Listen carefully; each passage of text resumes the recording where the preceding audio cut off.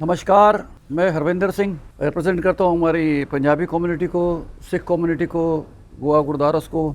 सबसे पहले डॉक्टर साहब, मेरे आपका छोटा सा एक चाहने वाला, आपका एडमायरर, आपका एक छोटा सा दोस्त, आपको जन्मदिन की बहुत बहुत शुभकामनाएं। आपका 54th बर्थडे है। बस मैं वाहिगुरु से प्रार्थना करता हूँ आपको हमेशा इसी तरह आपको हैंडसम रखे, इस तरह स्माइलिंग फेस आपकी रखे।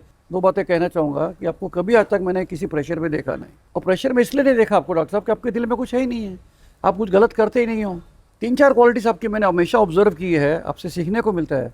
एक तो आपकी जो डिसीजन मेकिंग, आपको जो पावर है, आप में जो एनर्जी है, आप जो लोगों को कनेक्टिविटी है आपकी, मेरे को कभी कभी लगता है कि शायद आपके भगवान ने आपके एक दिन में 40 या 50 घंटे बनाए हैं।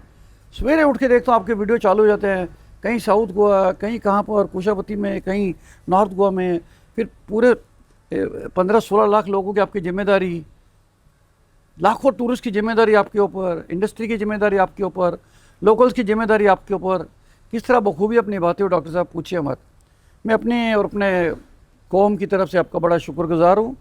आपको जब भी हमने याद किया है, एक आपने इतना बड़ा काम हमारे कौम पे किया था कि जब आपकी मेरी शुरू में तो खैर आपका सीएम बनने के पहले बहुत कम मुलाकात थी। सीएम बनने के बाद मैंने आपको एक 7 साल पहले आपको रिक्वेस्ट की थी, डॉक्टर साहब एक जस्टिस दिलाओ हमको। गोवा लिबरेशन में करनैल सिंह बेनीपाल जी ने अपनी शहीदी दी थी। आपने प्रॉमिस किया था मैं वो करूँगा, आपने करके दिखाया। आपने उसको 75 साल बाद जस्टिस दिलाया। उसको आपने गणतंत्र दिवस पे आपने उसके पेरेंट्स को बुलाया, उसके जो भी थे, जो घर के लोग थे, उनको सम्मानित किया।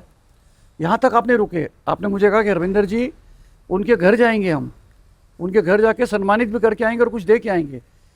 आपका दिल्ली से फ़ोन आया था कि मैं हरियाणा जा रहा हूँ, मैं किसी कारण नहीं पहुँच पाया था। आप गए उनके गांव में जाके, एक 75 साल पहले जिस बंदे ने अपनी ये दी हो, अपनी बलि दी हो, उसके घर पे आप जाते हो, 10 लाख का चेक दे के आते हो हरियाणा के गांव में। ये कौन है सीएम करेगा साहब। दूसरा, फिर आपसे मैंने याद कराया था सर कि यहाँ पर आपने पात्रा देवी में एक स्मारक बनानी है, आपने प्रॉमिस रखी। बहुत अच्छा आप काम कर रहे हो, देख रहे हैं हम लोग, रोज़ आते जाते महाराष्ट्र जाते हैं, देखते हैं, तो बहुत अच्छा कर रहे हो। आपके पास जब भी हम गुरुद्वारे का मसला लेके आए, सिख कौम का मसला लेके आए, जैसे रोड का हमने नाम रखना था, 1 सेकंड में आपने कर दिया। जब भी आपको इनवाइट कर रहे जाते हैं, आप हंसते रहते हो, हंस खेल के बुलाते हो। और आपकी सबसे बड़ी क्वालिटी क्या डॉक्टर साहब, मैंने जो देखी है, बहुत बड़ी बात बोल रहा हूँ। हमारे में कहावत है ना कि बड़ा आदमी कौन है। बड़ा आदमी कौन है? बड़ा आदमी वो है जिसकी संगत में बैठ के आपको छोटापन महसूस ना हो, आप उसके इक्वल लगो, उसके बराबर लगो।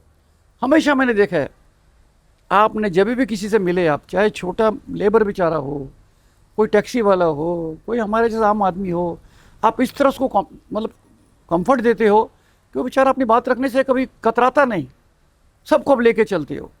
ये आपकी बहुत बड़ी क्वालिटी, आपके बड़े बनने में और आपकी लीडरशिप क्वालिटी में ये बहुत बड़ी चीज़ है आपकी, कि किसी को आप छोटा महसूस होने देते नहीं। रिस्पेक्ट, मैं कहता हूँ हम जैसे बदतमीज़ों को आपसे रिस्पेक्ट सीखनी चाहिए। हम तो कुछ भी नहीं है, फिर भी हम किसी से ऊट पटांग बात करते हैं। इतना आपके ऊपर प्रेशर, इतना प्रेशर, हमेशा आप हंसते रहते हो, खेलते रहते हो।